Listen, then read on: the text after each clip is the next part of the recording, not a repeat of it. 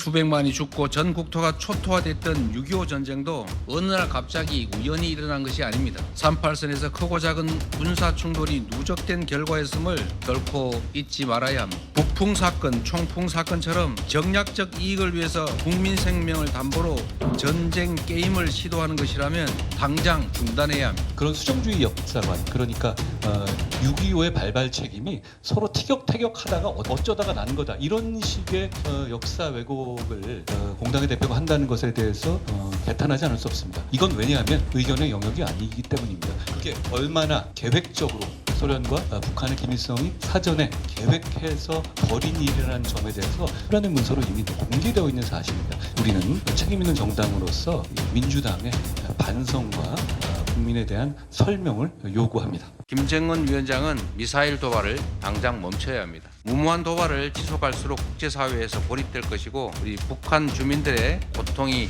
심화될 것입니다. 선대들, 우리 북한의 김정일, 김일성 주석의 노력들이 폄훼되지 않도록, 훼손되지 않도록 애써야 할 것입니다. 이게 예전에 운동권에서 많이 쓰던 표현입니다. 아시다시피 판문점에서 녹기만행하고 김신종 사건이 있고 아웅산, 칼기, 연평도 어떤 노력을 했다는 것인가요? 이런 것 중에 하나라도 직접 저지른 사람이라면 평화적 노력을 한 게 아니죠.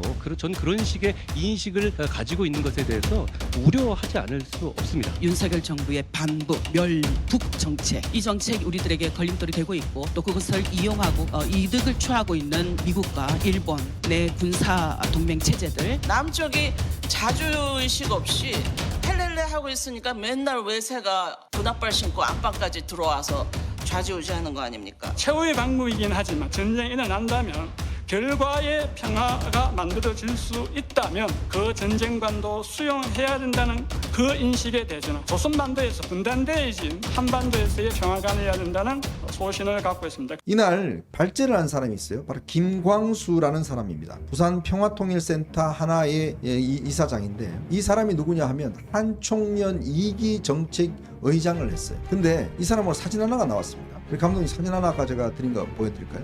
이 김광수와 함께 찍은 사람이 있습니다. 그 사람이 누구냐 하면 바로 최재영 목사입니다. 바로 이 사람이 김건희 여사에게 가방을 전달했던 사람. 저렇게 손을 맞잡고 있는 장면이 있죠. 왼쪽이 이제 그 세미나에서 김광수입니다. 토론에서 발표를 한 김광수고 오른쪽에 몰카 공작의 주범인 최재영입니다. 네, 저 둘이가 손을 꼭 잡고 있습니다.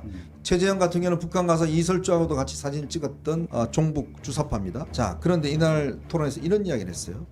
최후의 방법이긴 하지만 어쩔 수 없이 전쟁이 일어난다면, 통일전쟁이 일어나 그 전쟁으로 결과의 평화가 만들어질 수 있다면 그 전쟁관도 수행해야 된다. 이를 인식의 대전환이다. 저는 조선반도에서, 조선반도라고 그래요. 한반도는 안 그럽니다. 분단된 한반도에서의 평화관은 바로 이런 평화관이어야 한다는 소신을 갖고 있다. 이런 이야기를 했습니다. 우리 그 남북관계 전문가이신 신지호 의원님.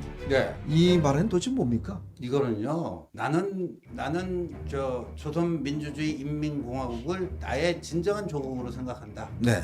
그 선언이라고 봅니다. 6.25는요 김일성의 무력 적화 통일론에 기인해가지고 발생된 거예요. 그래가지고 일제에 의해서 수탈된 한반도가 완전히 초토화된 게 6.25 아니었겠습니까? 그런데 중요한 건 뭐냐면은 옛날 얘기가 중요한 게 아니에요. 작년 말 올 초에 북한의 김정은이 뭐라고 그랬는지 아십니까? 대한민국은 더 이상 동족이 아니라고 그랬어요.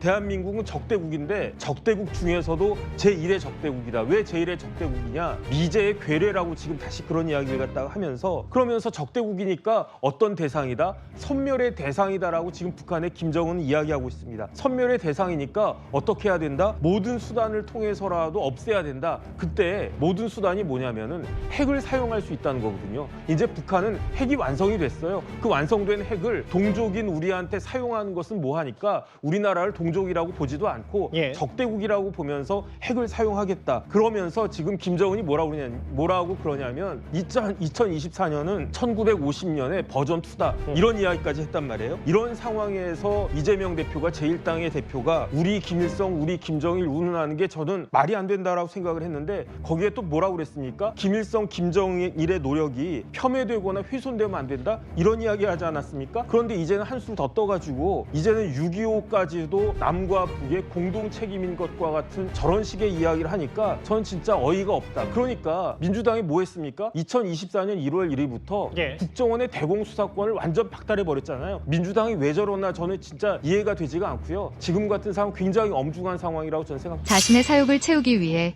이제는 역사까지 뒤틀어 국민을 분열시키는 겁니까? 윤미향의 저런 짓거리를 반성하고 질타하고 북한의 도발의 하나로 뭉쳐야 하는 거 아닙니까? 정말 우리나라 야당 대표 국가 서열팔이 맞습니까? 헬기만 타고 다니는 거 아닙니까? 정신 차리세요.